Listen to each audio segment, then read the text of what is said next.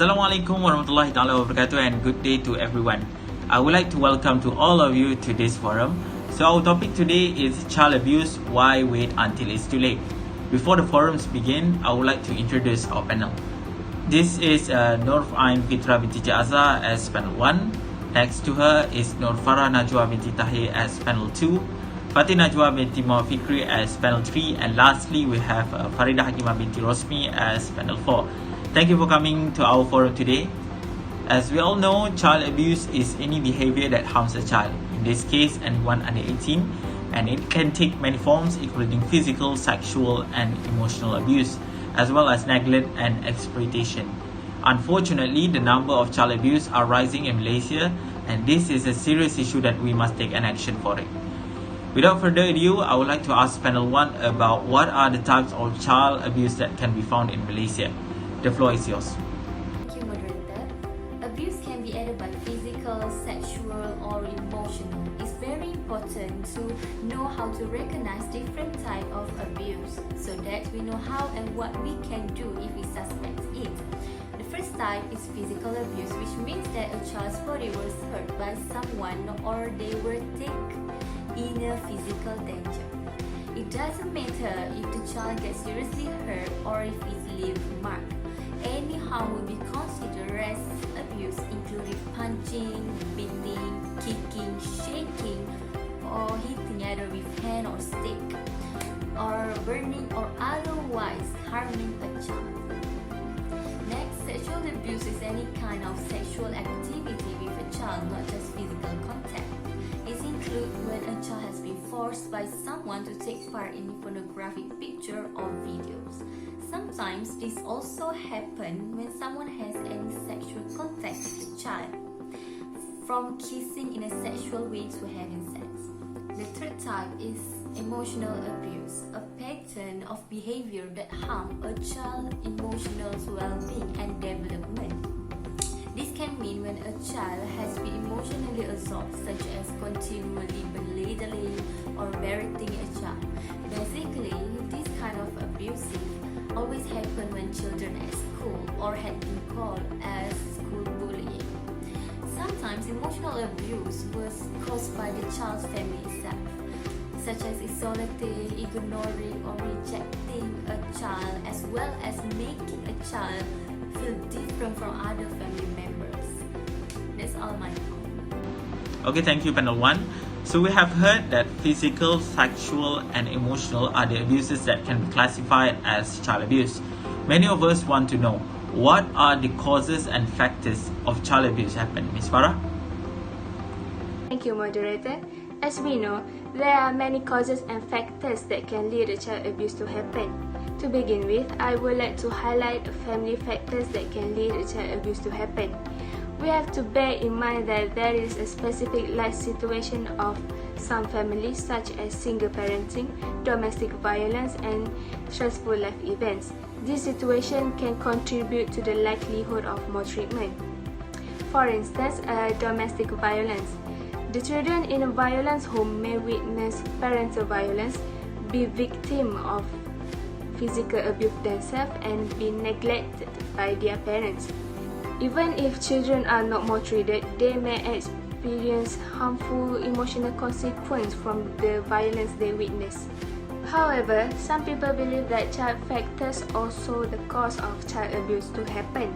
It is important to emphasize that children are the victims and are never to be blamed for maltreatment. These factors include the child age, physical, mental, emotional and social development. The rate of documented maltreatment is highest for children who age between birth and 4 years of age.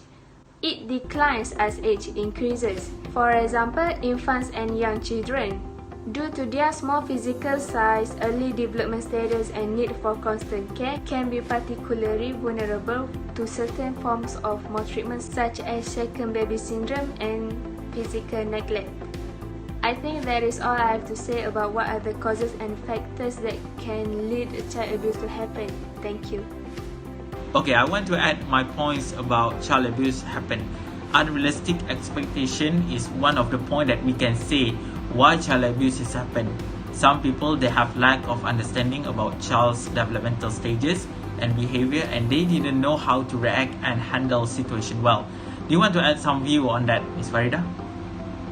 Yes, moderator, I want to add some view on that. I agree with you that unrealistic expectation is one of the points that we can say why child abuse happens. For example, is the parent wants the child to get the highest mark for exam, which is quite impossible for some people. When the child fails to meet these inappropriate expectations, the parent is believed to become frustrated and tend to be aggressive to the child. Okay, Ms. Faridah, I think we're clear on that. From the factors and causes of child abuse, we clearly see that child abuse is a serious issue. Okay, Ms. Fatin, would you mind to share with us the statistics of child abuse? Thank you, moderator. I will talk about the statistics of child abuse in Malaysia. The statistics show the number of cases of child abuse in Malaysia is increasing from year to year. From this, it shows an increased case by 179 cases from 4,119 cases in 2013 to 4,295 cases in 2014. The case of abuse continued increase in 2015 with a record 5,453 cases, while in 2016 there were a sharp increase of 529 cases with an increase of 4,982 cases, and in 2017 the number of cases increased by 555 cases, in which 5,537 cases were reported during the year, while in 2018 police figures show that in the past 5 years, only 1,559 cases were reported. From the total of cases, 348 cases were brought to court, 124 cases convicted, while 243 cases were listed under the no further action category. Another 764 cases are under investigation, while 18 are kept in the view due to the lack of evidence. Nowadays, in 2020, during the period of movement control order from March to May, the cases of child abuse against parents recorded an increase up to 20% compared to the previous year. Thank you, Ms. Fatin. I think we all agree that the statistics that have shown to us give 100% sure that child abuse is not a joke.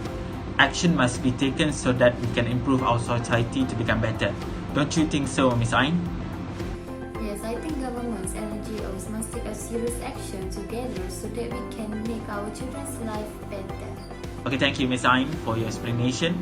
I would like to ask Ms. Faridah, from the points stated from the previous panel, this is a major problem that we must fix. What are your opinions about child abuse cases? In my opinion, child neglect and abuse may have a significant impact on the child's past, present, and future health.